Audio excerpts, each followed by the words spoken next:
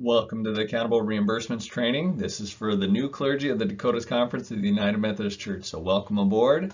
My name is Jeff Pospisil. I currently serve as the conference treasurer. And you might wonder, why do we have to learn about accountable reimbursements? That doesn't seem like that tough of a subject. But in the church world, sometimes there are different expectations. Sometimes, a lot of times, things run a little bit loose. And so have you ever borrowed money or loaned money to somebody and you weren't really sure of whether it's going to be reimbursed or not?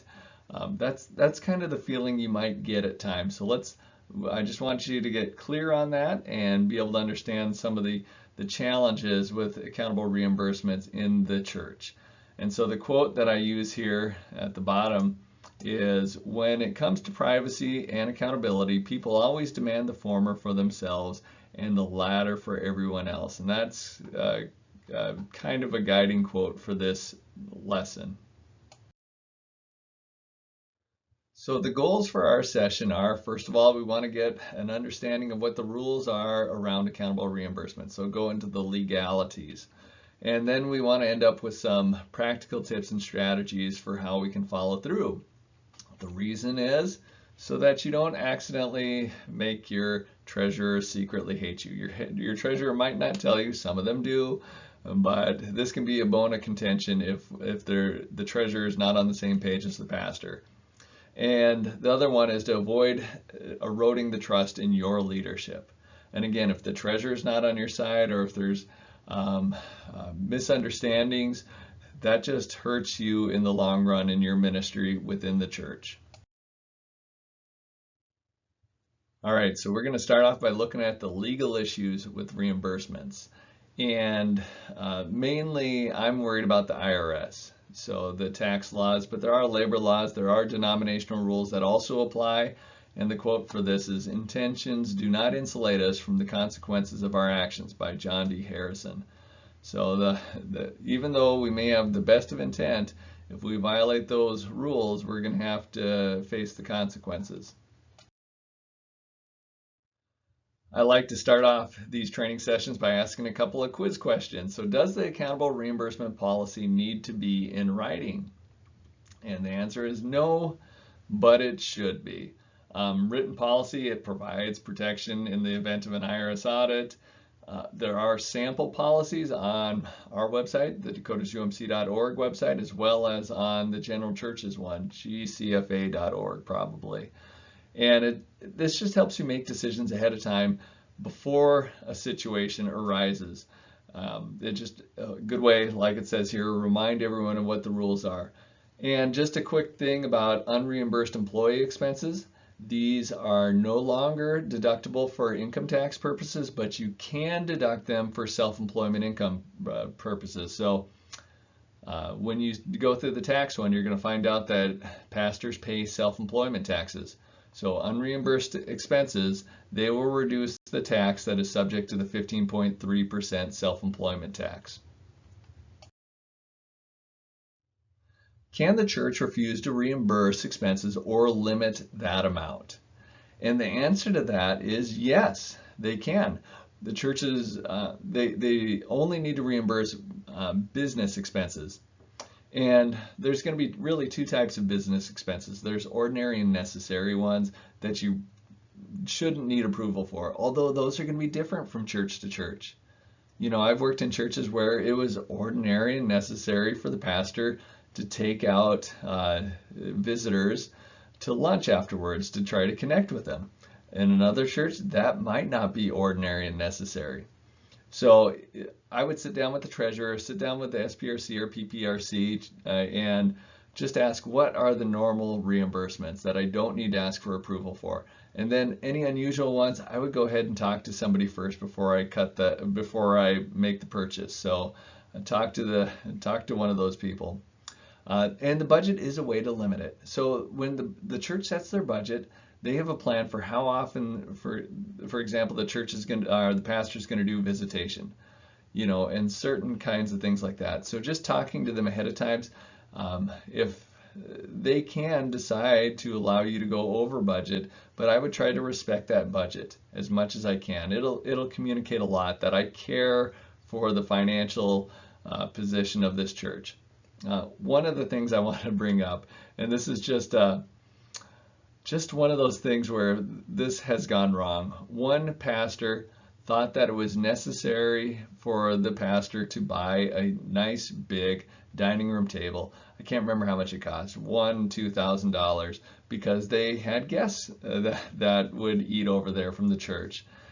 Anyway, they bought it, and the church has been bitter about this ever since then. They didn't want to reimburse them, but they felt like they had to. And to this day, it's been like 20 years now, that church is still upset because that one pastor didn't ask for permission ahead of time. So anyway, that is what it is. Can the church reimburse mileage at a lower rate than the IRS rate?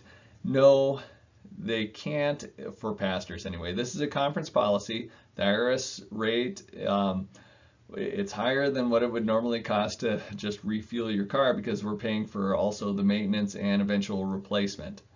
So it's currently, I believe, 58.5 cents per mile, and this adjusts usually annually, but it's just something to keep in mind. Volunteers and other staff at the church can decide what they want to reimburse, if they want to choose a different rate or reimburse just the fuel cost for them. But for pastors, they should use the IRS rate.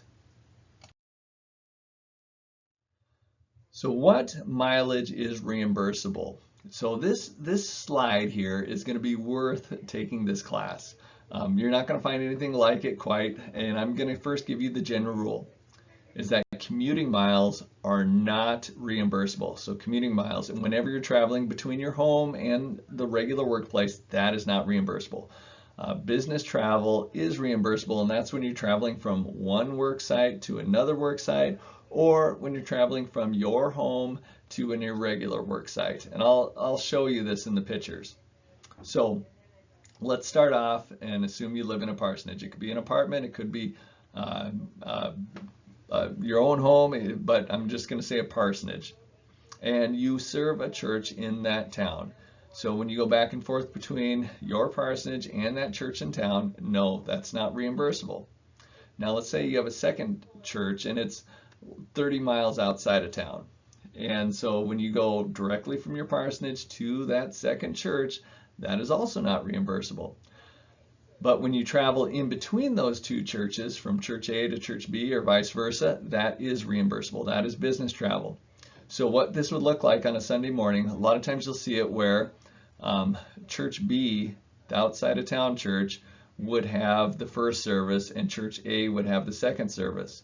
So if you went right from your parsonage to church B, then, and I said 30 miles, right? That's not reimbursable, but then when you go from B to A, that would be reimbursable. So you only get half of that round trip reimbursed. But if instead you go from the parsonage to church A and pick up the bulletins or whatever supplies you might need, and then go to church B, then all of a sudden that's reimbursable. And when you come back to do the second service, that would be reimbursable. So that's a strategy a lot of pastors use, and churches want to make you whole. So this isn't like a sneaky thing, but a lot of times they want to make you whole. So now let's say you go to the hospital. So if you routinely go to the hospital, that's a no. So for example, if you go to the hospital every Thursday morning, then that's just a regular workplace. And that would not be something if you went right from your parsonage to the hospital. But let's say you go and it's not a regular thing you do. So you get a call and it's Saturday and you go right from your home to the hospital, then yes, that would be. Also, of course, if you go from the church to the hospital, that is reimbursable as well. Now, if you go to see a guest, or maybe you're just doing a drop-in visit, if it's not a regular routine, yes, that is something you would be reimbursed for. So if you're doing a care visit or a guest visit, yes. And then, of course, again, if you ever go from the church to visit somebody, that's also reimbursable. And then the last one is, let's say you got a workshop or a meeting that's out of town. So a lot of times you might have to do that, or training with the conference, and that would be reimbursable because that's not a regular thing. That's That is something that is an irregular workplace in this case.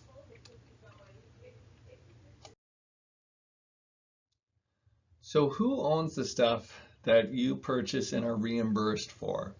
And the answer to that is the church. The church owns it. Usually the church won't care for books and robes and all that other kind of stuff, pens and pencils and sticky notes. They probably won't care about that, but it's going to be those larger ticket items, and usually it's the computer and tech kind of stuff. And by the way, always verify these assumptions with your SPRC or PPRC. So what I recommend is that, let's say you're serving at a church and they bought you a laptop a couple of years ago and you would want to purchase that off of them because they own it. So I would just approach the church, and normally for like a laptop or something, I assume like a 3-year lifespan. I know things last a little bit longer in the church world, but honestly, after 3 years for a laptop, or probably 4 years for a desktop, they're pretty much used up. They have very little resale value. So let's say you owned it for 2 years. I would take whatever that original purchase price is. So let's say it was $900 for some easy math. I would take 1/3 of that because there's only 1 year of useful life left. So $300 might be a fair offer. Or you can also just look on eBay and see what the going price is, but it'll probably get you in that ballpark. Another thing to do is, instead of actually getting reimbursed for these, you might be able to, for like these tech purchases, write them off as part of your housing allowance. So that would be some kind of a furnishing, I suppose. I did talk this over with the clergy tax expert, and that's what they said. But it wouldn't be a good idea to use it for unreimbursed business expenses. That's probably not the case, because a lot of times we're going to use our computer also for a little bit of personal purposes as well. So that's probably not a good fit, but writing them off as part of your housing allowance, that might be a good idea. So what documentation do you need to show? So for mileage, you should keep a mileage log of some sort.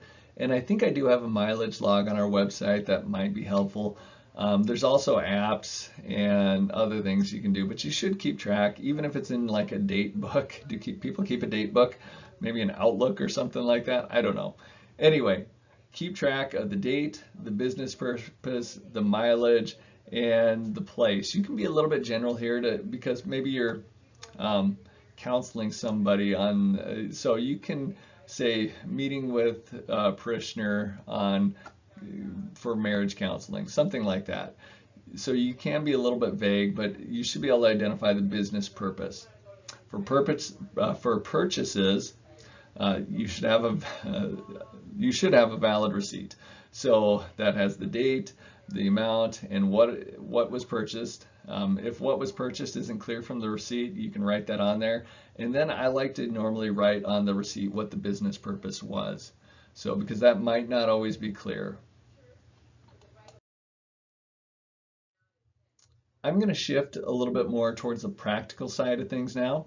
And every year I get calls, not a lot of them, but I get a handful of calls from treasurers, finance chairs, SPRC or PPRC chairs, and they're either frustrated with the pastor spending or they're frustrated with the lack of receipts. Those are the two things that I hear from.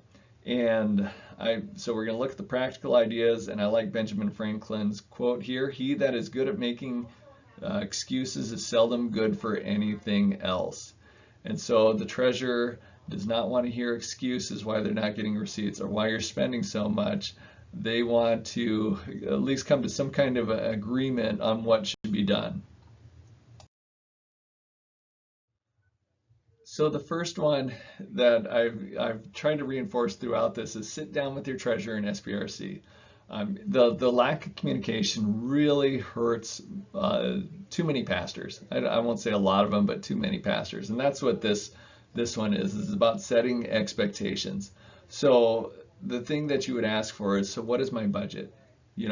How do I get reimbursed, and what's the timing of the reimbursements? What's normal visitation or normal expenses? When do I need to get approval?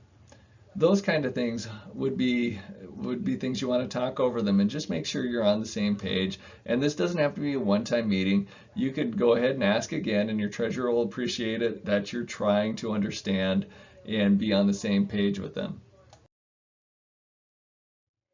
The next thing I'm going to say is get a system that works for you. And I don't know what this looks like, but you should have a way of keeping track of your receipts and your mileages so you can turn them in, usually at least monthly. That kind of helps things. So, and I would encourage you to get in a habit. I don't know if you can see this, but I write on my receipt. This one just says foundation. This is a Walmart receipt, so I want to make sure I know what it was for my own purposes and then for the person that reimburses me. And your own system might be, I have a date book that has a pocket in it, and I just shove the receipts right in the back there. It might be I hand them to my spouse because they're really good at handling them and they keep them together. And so that might be part of your system. It might be, I know some people that what they do is they get a receipt and they scan it with the Dropbox app or the Google Drive app, and then it goes right into a shared folder that the treasurer has access to. But you just need a system that works, that keeps your business receipts ready and available to turn into reimbursements in a timely manner. All right, the last tip I have is that I would let your bank help you in this. Your bank, you can set up extra accounts at your bank. So this is just a snapshot of my online banking, and you see my wife and I, we each have our checking and savings accounts for our part of the budget that we're responsible for. My son has his banking, but then I have my work related for my side business. I have that in there, and then I have this credit card here, which is just for business reimbursements and medical reimbursements. And so that ends up being super slick. So getting your own, like if the church doesn't have a credit card, and you can't afford to just wait to be reimbursed, you can get your own credit card, get your own points or whatever you want to call it, miles or whatever you want to call it. But you can have that, and you're likely, if you've talked to your treasurer, going to be reimbursed well before the due date of that credit card statement. And so that's not a bad way to do things.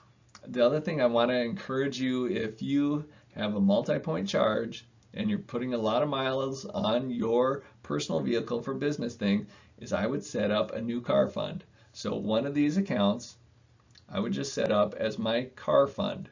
And every time I get reimbursed from the church for my business miles, I'd put it in that account. And whenever I pay for gas or maintenance, I would pay it from that account, and it should build up over time so that you have a nice deposit for when you want to buy your next vehicle. So that's just a pro tip for you there. And that brings us to the end. And so if there are questions related to the topic of accountable reimbursements, I'm trusting you to send them my way. All right, God bless you.